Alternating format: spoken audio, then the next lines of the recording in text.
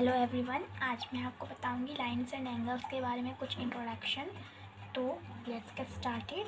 First point है a line with two end point, मतलब एक लाइन जो दो एंड पॉइंट रहता है उसको हम बोलते हैं लाइन सेगमेंट। एक बार फिर से पढ़ लेती हूँ।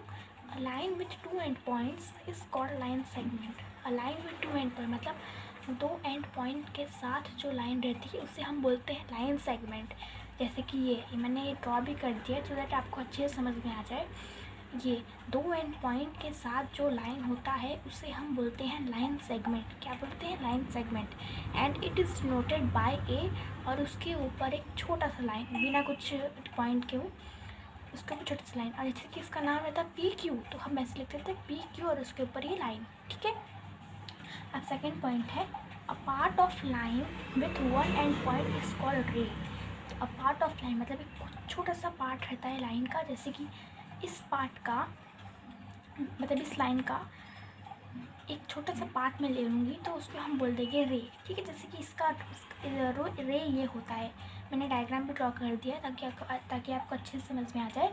It is noted by a और उसके ऊपर एक एरो। ठीक है। जैसे कि यहाँ पर पी क्यू रहता है तो उसको भी ऐसे लिखते हैं पी क्यू और उसके ऊपर एरो। ठीक है। अब टाइप्स ऑफ एंगल्स। एंगल्स के कितने टाइप्स होते हैं? फर्स्ट होता है acute angle, right angle, obtuse angle, straight angle, reflex angle. तो एक्यूट एंगल क्या होता है? देखो, एक्यूट एंगल होता है स्मॉलर देन 90 डिग्री। ठीक है। मतलब 90 डिग्री से छोटा होता है, उसे हम बोलते हैं एक्यूट एंगल। सेकेंड है राइट एंगल। राइट एंगल क्या होता है? Equal to 90 degree. ठीक है। Equal to 90 degree is called right angle. अब ऑब्ट्यूस एंगल क्या होता है? ऑब्ट्यूस एंगल होता है ग्रेटर देन 90 डिग्री, मतलब 90 डिग्री से greater. Straight angle. Straight angle का मतलब होता है एक लाइन के ऊपर जितना, मतलब एक लाइन के ऊपर जो एंगल बनता है उसे हम बोलते हैं स्ट्रेट एंगल, और ये इक्वल होता है 180 डिग्री के।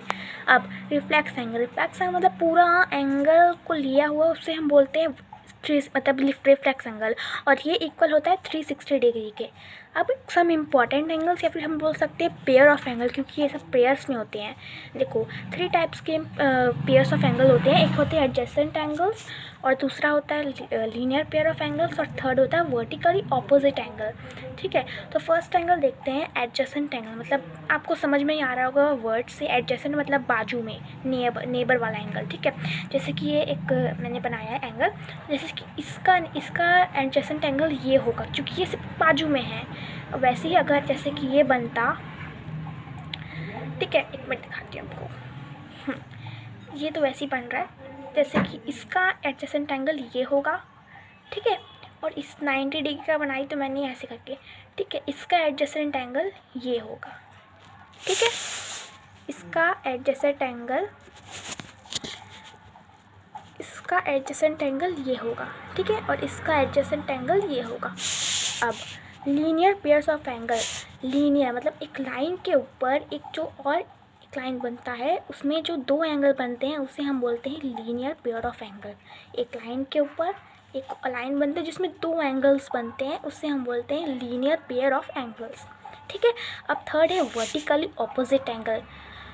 मतलब अब नाम से पता चल रहा होगा, वर्टिकली मतलब ऑपोजिट में जो रहते हैं। जैसे कि एक लाइन है, ठीक है, उसके बाजू में इसके सीधे मतलब सीधे में जो एंगल रहते हैं उसे हम बोलते हैं वर्टिकली ऑपोजिट एंगल। ठीक है।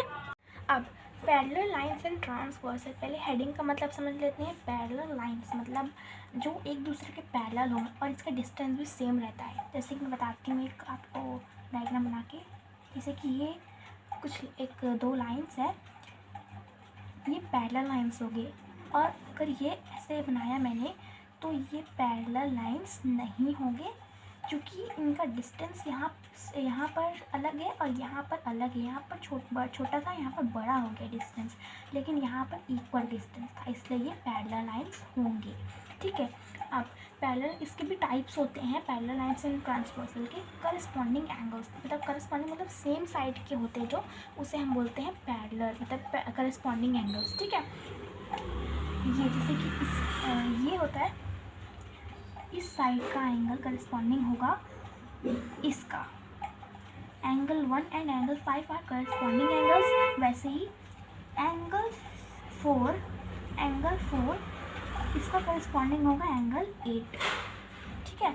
अब एंगल 2 का क्या होगा, एंगल 6, और एंगल 3 का होगा एंगल 7, ठीक है। अब अल्टरनेट इंटीरियर एंगल मतलब सेम अल्टरनेट इंटीरियर मतलब जो एक आजू बाजू में होते हैं, ठीक है, अल्टरनेट अंदर होते हैं जो, उसे हम बोलते हैं अल्टरनेट इंटीरियर एंगल। जैसे कि एंगल 4 का होगा एंगल 6, एंगल 3 का होगा एंगल 5।